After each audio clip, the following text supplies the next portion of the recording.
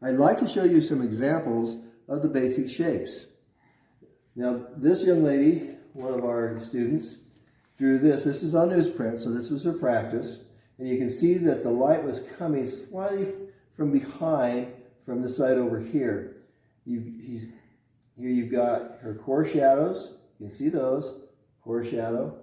And then you've got your cast shadow going behind.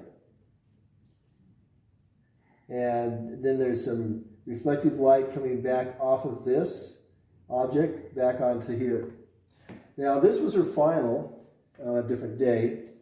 And so this is on the whiter paper. And so you can see that her eye level, it was really up high. Now here's her horizon line, she actually drew it in. So this was above the horizon line, but almost straight flat. Okay. Now as we come over to this side, these are some examples that I drew. Now here, the light source is coming from over here on the left side.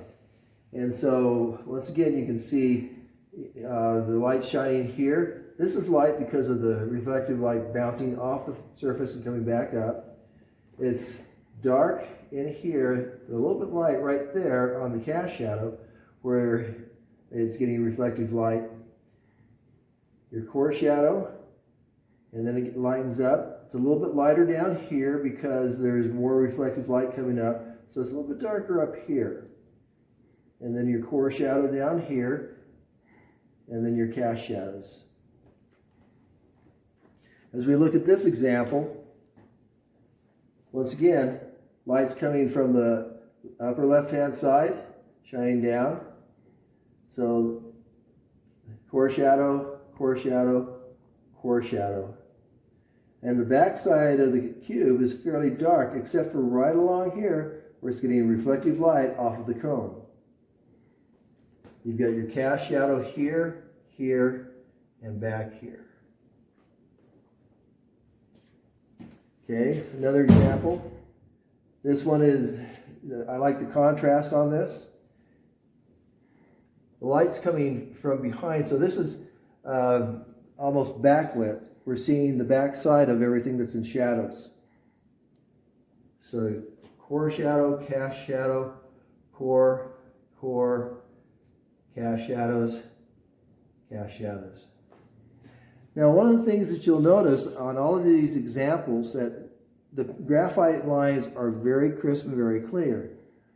A lot of students get into this smudging action where they'll take a tissue, or there's actually a tool called a stub, and they try to just smudge everything together. They think that looks great. I think it actually makes all your works look dirty. And so I would much rather see an example where you simply leave the lines that you've drawn. It shows the process. Don't get in the habit of trying to smudge everything together, because it always makes everything get dirty on the outside. It's hard to control the smudges, and you just lose a lot of the crispness of your drawing. In a perfect world without a worldwide pandemic, we'd all be sitting around in the classroom and we would be drawing this display live. Unfortunately, that's not going to happen.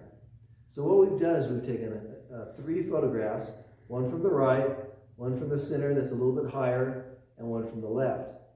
Now to find those, you go to Canvas and you're going to open Files, and then you're going to see Basic Shapes Pictures. And when you open that up, there'll be the 3 photographs. You can choose whichever one that you want to use. You can either keep your screen open and draw from that. You can download it into a different form. You can print it off on a piece of paper. It doesn't really matter how you do it. It's all black and white, so it can be printed off of a black and white printer if that's what you would like to do.